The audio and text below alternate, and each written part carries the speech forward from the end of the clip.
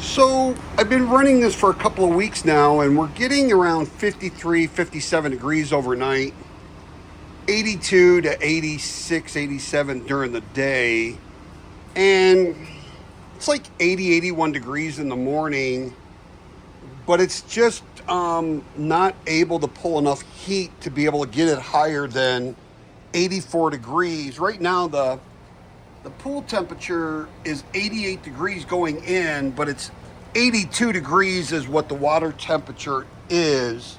It's set at 95, but it's keeping it about 82 to 85 degrees. For a pool being in the shade all the time, it's late afternoon. It's like 2 o'clock in the afternoon, and just a very little corner over there. So this thing's pretty much in shade all day long. So it is keeping it in the 80s. If you like swimming in the 80s, I prefer to have it higher, like 86 to 89 degrees.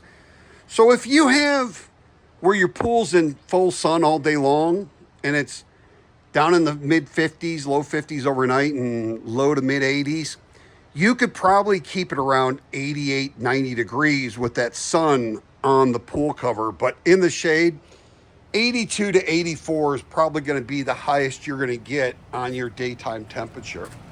So it's still not a bad deal considering it only uses 1500 watts.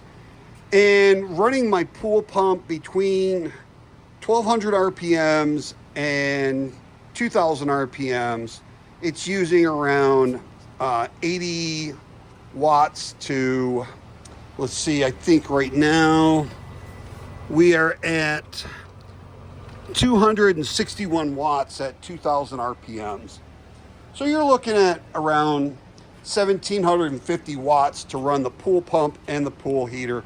That's still pretty cheap for a pool heater. So I'm okay with the results on it. I was hoping that it would be able to do much better being in the shade. So this is a 35,000 BTU.